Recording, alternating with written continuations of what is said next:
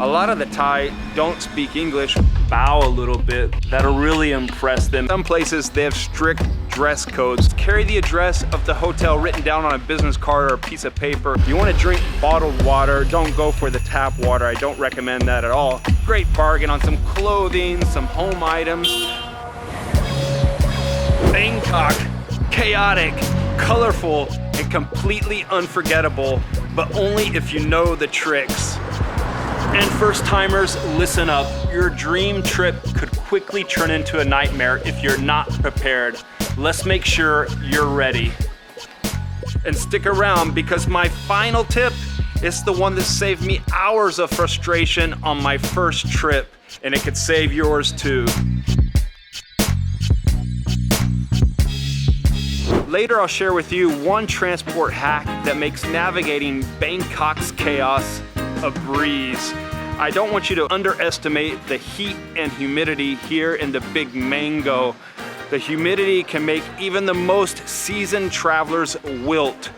So what I want you to do is get around this problem by packing and carrying little wipes like this along with you to wipe off the sweat when you're out there in the heat and humidity.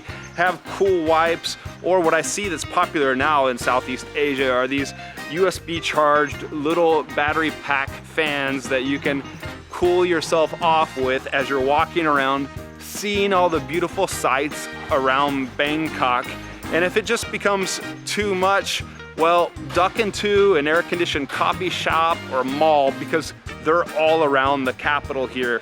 Remember, we can't beat the heat in Bangkok, but we can outsmart it.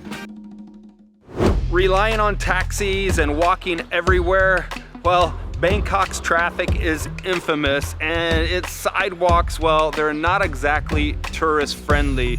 So, do you remember when I said I have a travel hack that will help you beat the chaos of Bangkok's traffic? Well, here it is for you. Use the BTS Skytrain, that train that you see everywhere, crisscrossing the city. Use that as your go-to method of transportation. Also, the underground subway, the MRT. Those are great, air-conditioned, and cover most of the city. Your other options for getting around, well, the Grab ride-hailing app. That's similar to Uber and even better because you can not only get taxis in there, you can order food, and you can also get the old motorbike taxis. Now, motorbike taxis are great, but they're not for the faint of heart. So be careful on those. I recommend using the motorbike taxis for short trips. Use a regular vehicle car taxi for the longer trips, or what's best is the old BTS Skytrain. The Bangkok traffic, well, it'll test your patience, but the Skytrain, it'll save your sanity. A mistake would be assuming everywhere you go here in Bangkok, they're gonna take credit cards. But small shops, street food vendors, and taxis, well, they're only going to take cash. In Bangkok, cash just isn't king, it's survival. So what I want you to do is make sure when you land in Bangkok is you pull out plenty of cash from the old ATM bank machine, and don't accept their conversion, use your own bank's conversion, and try to withdraw as much as you can every time, because that way you're not gonna have to run to the bank machine often, and you're saving yourself on what you're gonna be hit with is the old bank machine fee, maybe like 200 Thai baht, which is something like $5 US. Cash will be used almost everywhere you go, and you can get away with credit cards in the bigger shops. I love these Vespas buzzing around everywhere in Bangkok. You can get away with credit cards in those bigger shops, the more modern coffee shops, and yeah, of course, the shopping malls. Wearing inappropriate clothing, especially for temples, is a massive mistake. Thai culture values modesty, and in some places they have strict dress codes. Look, we're in the walls of this beautiful temple here. Even if it's under construction, is still quite amazing. In Bangkok, you're gonna find temples everywhere. So what I want you to do is keep these rules in mind. Always cover your shoulders and knees when you're visiting inside the temples. Also, make sure you take off your shoes. A good tip is to wear some comfortable shoes for all the walking around you're gonna be doing in Bangkok, and considering the temples, you might wanna have some sandals, or yeah, I've started wearing Crocs, or some Crocs that you can easily slip on and off to make it faster going in and out of the temples, and some socks if you'd like as well. Just keep these things in mind.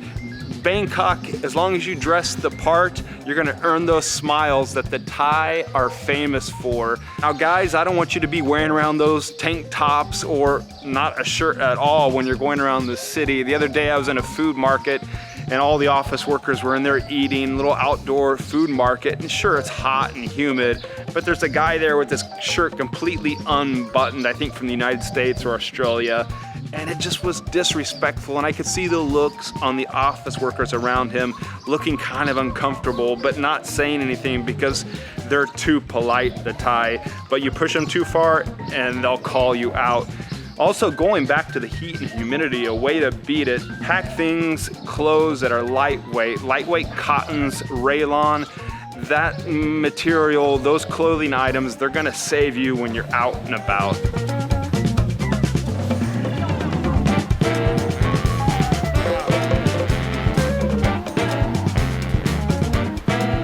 It's a mistake to assume everywhere you go in Bangkok, people are gonna speak English. That might be the case in the tourist areas, at your hotels, but you're gonna find outside of those areas, off the beaten path, a lot of the Thai don't speak English, or they only know a few phrases in English. So what I want you to do is come prepared. I love this about Bangkok, the mix of the good prices everywhere you go, street food, and then you have a Tesla parked here, you have a Tesla parked over there, and then I think we got a BMW 7 Series up here. I love BMWs. So what I want you to do is learn a few phrases before, oh wow, look at this. I think this is a coffee roastery shop right here.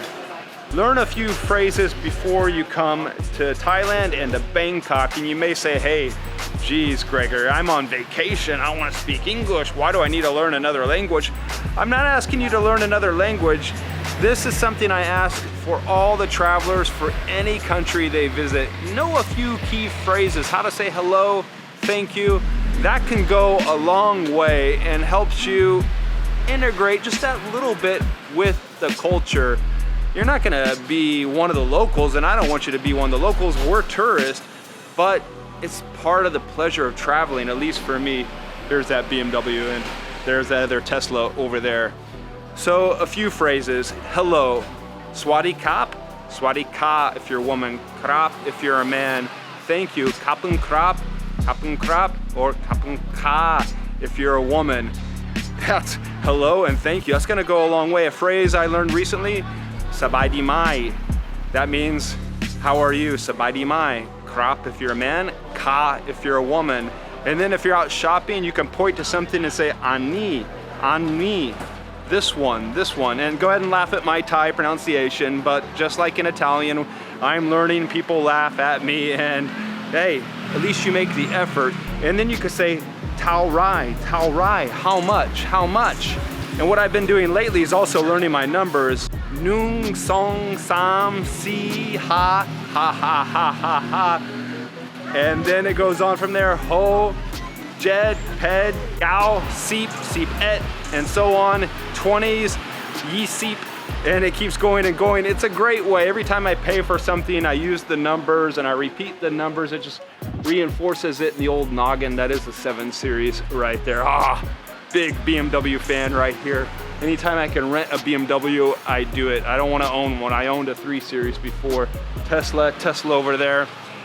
So that's gonna help go a long way and make your trip even that more pleasurable. A little bit of kapung krap can help open the doors for you, and who knows, it can even get you a discount. Kapung krap, thank you very much, or just simply say krap. If you're a man, krap, or if you're a woman, go with the ka. I love it when they say it, ka. It's so polite and nice. The other thing, any country you visit, just like learning a few phrases, I want you to have your Google Translate app ready to rock on your phone and download the language of the country you're going to. So I've downloaded Thai, so it's there. Well, it's there locally on my phone. That's a phrase I've been learning lately. Where's the bathroom? And have Thai, have English downloaded, so if you don't have an internet connection, Google Translate still works. They can read it, and then you can also play it, and they can hear it, and then they can talk back, you can translate it. It's great. If you haven't already worked that into your travel routine, do so. Pro tip for you is carry the address of the hotel written down on a business card or a piece of paper in the local Thai language. That'll save you, especially late at night, if you need to jump into a taxi, not using the ride-hailing app, and you can show them the address written in Thai. Now, skipping the markets or not knowing how to negotiate for a great price, well, that can be a mistake. What I want you to do is go into those markets and learn how to navigate them and get the best bargains. So what I recommend is go visit places like the Chatuchak market. That's a famous, great market. It's beautiful, so much there on offer and so many bargains to be had. What you do is start off by asking half the price of what they're asking for, and then you guys find a middle ground there and you'll get a great bargain on some clothing, some home items. Oh, things like this. And watch out for the taxis on the show. That one startled me. There you go. That guy's going about his business delivering the tourists and the locals where they need to go. But at certain levels, there are some places where you can do some bargaining. So bring your bargaining skills there as well and get ready to find a good deal.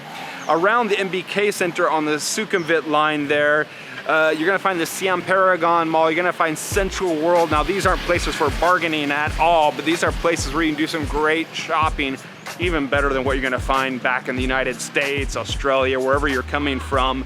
Further up the Sukhumvit line, my favorite shopping mall, well, M Quartier, M Sphere.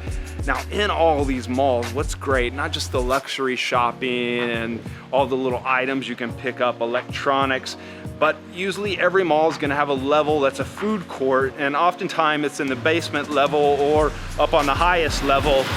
And this is not like a food court you're gonna find in your mall back in the United States. This is quality eating at a great price.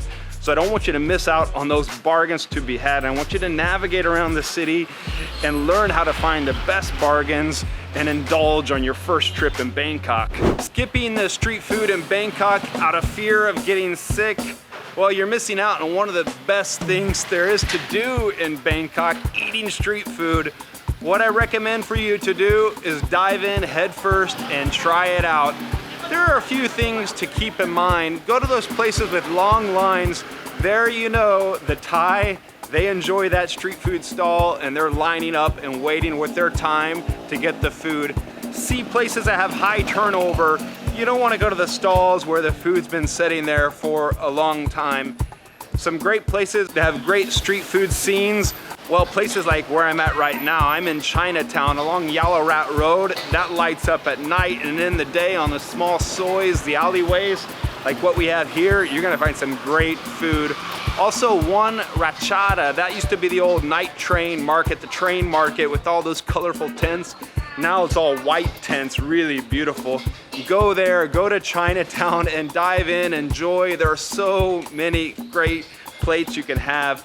Of course, you got the pad thai, you got the pad krapao. I can smell it right over there. She's walking up all the chilies. Oh, you have the som tam, the papaya salad. You have all the curries as well. Mango sticky rice.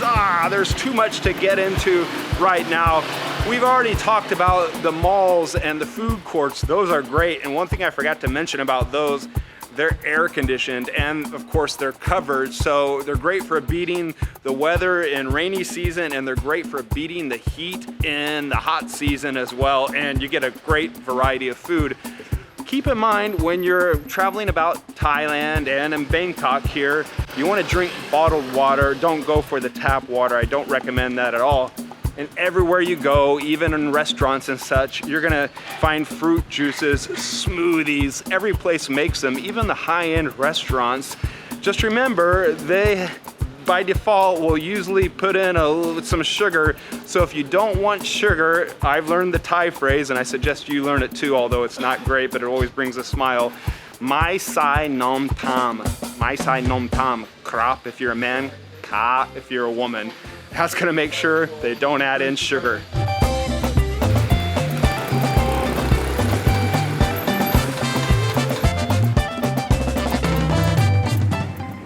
ignoring the Thai customs and culture, because this country is steeped and rich in culture and little nuances and rules that we as tourists, as travelers, need to be aware of. Crazy things you might think of, like stepping on currency, which is disrespectful to the king, or pointing at someone or a Buddha statue with your foot. I don't know who would do that. Maybe you're into foot fetishes, but don't do that. When you come to a new country, just always keep in mind the little nuances and things that could upset someone. The local Thai will give us farangs a little bit of leeway, but you push them too far, they're gonna explode and they're gonna point you out. You may say, well, I'm traveling, I'm on vacation, why do I have to do these things? Well, you chose to come to this country. You need to follow a few basic guidelines and be respectful. The basic rule is be respectful and Thailand will love you back. And as a foreigner, what you can do to take it that step further, when you're saying thank you, krap if you're a man or ka if you're a woman, press your hands together and bow a little bit. The why, that'll really impress them, and it shows a lot of respect. Now, a lot of these things and so much more I put together in a Bangkok e-guide that you can download, have in your pocket, offline for when you're traveling around the big mango. Things like where to stay, what to do, things to see. And I just released Thailand Untapped, jammed with information, detailed itineraries, packing tips, and food recommendations. There's a link to download it in the description. Falling into overhyped and overpriced experiences. With a little bit of research, you can uncover Bangkok's hidden gems. So what I want you to do, I want you to follow some of these tips. Avoid those overhyped and overpriced rooftop bars. I made a whole nother video about them, visiting the most famous rooftop bars, and they're great, but you're gonna pay a lot of money for that cocktail with the view. At half the price, you can be a few floors down, and Bangkok's full of so many great rooftop bars, and you still get an amazing view. Temples. Well, skip the big famous one, the Grand Palace. It's beautiful, but you're gonna spend a lot, and you're gonna spend a lot of your precious travel time as well. If you wanna see it, go do it. The Emerald Buddha's in there, but there's so many other little great temples and Wats that you can explore.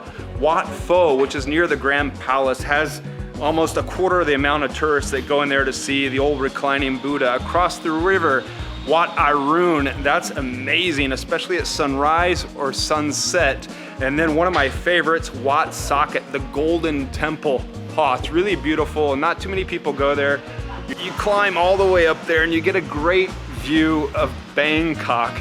And then the markets, well, there are the famous markets that everybody goes to, but then there are those food markets for clothes and such that not too many people go to. One that comes to mind that I really enjoy is the Wang Lang Market. Across the Chao Phraya River, you can easily do it with the boat taxi. You get across the Chao Phraya River and you have this beautiful market full of so many local eats and treats, and not too many tourists as well. Remember, Bangkok rewards those who venture off the beaten path. Now, if you're enjoying all this content and you're planning a trip to Bangkok, or you've been to Bangkok, well, do me a favor and hit the thumbs up down below. It helps me out so much. Also, have you subscribed? I see a lot of people haven't subscribed. Please don't miss out, subscribe. That way you're not gonna miss out on any of the upcoming content, and you support me and the channel grow, get it out to other travel and food lovers like ourselves. If you want exclusive content, well, I have a Patreon now with all sorts of behind the scenes footage, early bird. Hold on a second. Getting lost or being able to communicate, well, that's a big one, and I'm worried about you. I want to make sure you're connected and you can stay online and you're easily traveling around. So, well, do you remember at the start of the video I said there's one tip that was the game changer for me on my first visit to Bangkok? Well, that was making sure I was connected to the internet, and by that I mean having my phone always on mobile data, not relying on Wi-Fi. And so that meant getting a local SIM card, or maybe in your case an eSIM. What you need to do is do it as soon as you arrive in Bangkok at the airport. That's always my advice to any country you visit. Make sure you have an extra SIM card slot in your phone. If you don't, you take out your other SIM card, make sure your phone is unlocked so you can use it outside of your home country. And this specifically applies to the United States. So dual SIM card slots is great, or one SIM card slot is fine, but you're gonna have to take out your home SIM card and make sure your phone is unlocked. The other option is get an eSIM. Both the physical SIM and the normal eSIM, well, you can get those at the airport, but the beauty with the eSIM is that you can buy them online before you leave to start your travels. In that case, make sure your phone is eSIM compatible, and you can look online and figure out how to do that. Sure, you can get here and rely on your hotel or your cafes or at the shopping malls for Wi-Fi, but that's not gonna save you when you're out and about down these little streets and you need to navigate with Google Maps, or you wanna get a grab or ride in a taxi or on a motorbike like Uber here in Thailand. You need to be online to do all of that. Remember, a connected traveler is a confident traveler.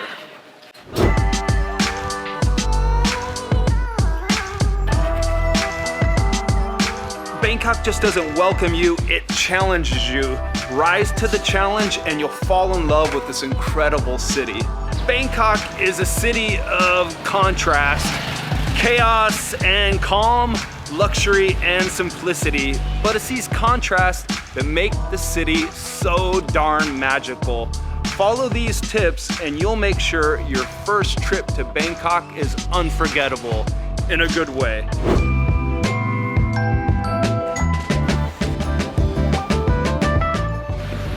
Getting to Bangkok may be the hardest part for you and can set the tone of your entire trip, which is why I made a Bangkok airport guide. A whole video, watch it here next. See you there.